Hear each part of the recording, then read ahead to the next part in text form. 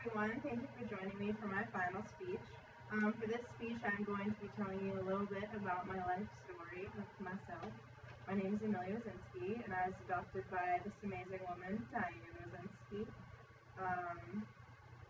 So I was adopted at the age of 2, and my mom said that I started realizing I was adopted about when I was 4. I don't really remember that, but yeah. When I was young, I didn't really know what adoption meant. I thought it was like people went to other countries and adopted kids. That's always what I knew, but I never really knew what it meant.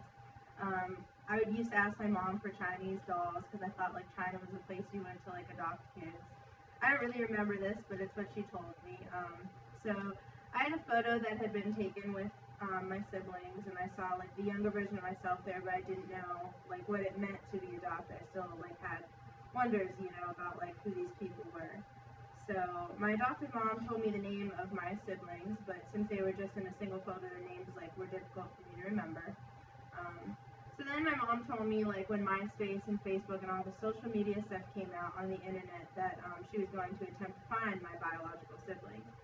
She knew that they were adopted as well because she had been offered at one point in her life to adopt the other 4 siblings, but she sadly was not able to do this because she was a single mother and didn't want like the burden of financially raising them, and just all that by herself is a lot to take on as a single mom. So later she began her journey to find my siblings just by using their first names on social media.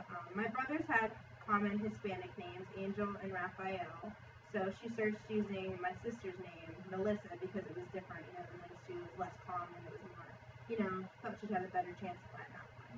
So this all started when I was in 7th and 8th grade in grade school, and I remember being mad at my mom that she had a Facebook and a MySpace account. She wouldn't let me have one, so I was very salty about that.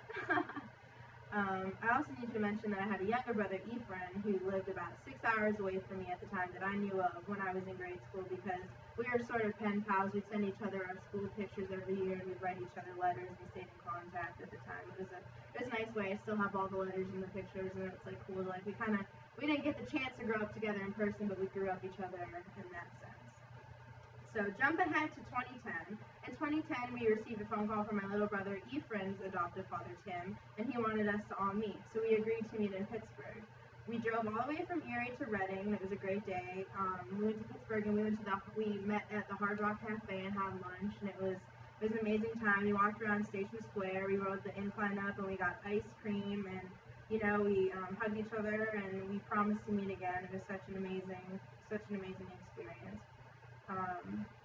So then my mom went back to searching, and after a week of searching, she realized her mistake. She was putting 2 L's in my sister Melissa's name and not 1, so that's what screwed everything up. So once she put in the correct spelling, bingo, there she was, and she knew it was her because she had brothers Angel and Raphael. So she sent a message to Raphael and Melissa telling them about me, and they had been adopted in New Mexico by a man named Tim, Tim and Judy, who had moved from Ripley, New York, which is close to us, to Albuquerque, New Mexico. Pardon me. So they had a big RV, and they had been planning to travel back to the area for a family reunion. So we decided that we'd meet them in Buffalo along with my little brother Ephraim and his mom Diane, also my mom's name, and Angel and Ralph were there, and Melissa couldn't be there, but it was still a really fun time.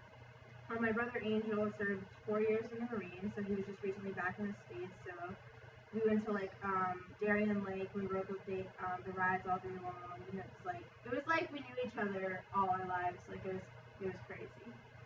So then on April 1st, my mom got a phone call from a woman at the courthouse and about my little sister, and I had another little sister, Justina, and from that point on, we got a huge cabin, and we got all the siblings I knew about at that time together in Watkins Glen, New York, and we stayed in the house, and we made food together, and we all got to know each other, and just had really good family bonding time.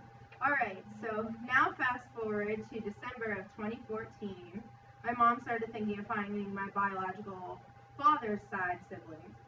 So she knew that my biological father, Raphael, had some children, but didn't know all of their names because there was many more than she thought there was. And so she had the name of my biological father, which was Raphael Ballard. So once again, she went to Facebook and looked like every guy that had that name to see if there was anything. And she found one that had like a resemblance to him. His name was Marcos. So Marcos knew about me, but I didn't know about them and any of them. So she sent him a message, and like she remembers him like saying that he jumped up and yelled when he got her message and like was so excited. So they all live in Providence, and on Thanksgiving Day, I got to meet them at my church. I walked in, and my mom was like, "All right, go get a book and get ready to sing." And so I went to go get my book, and they're all standing there, and my jaw just dropped to the floor.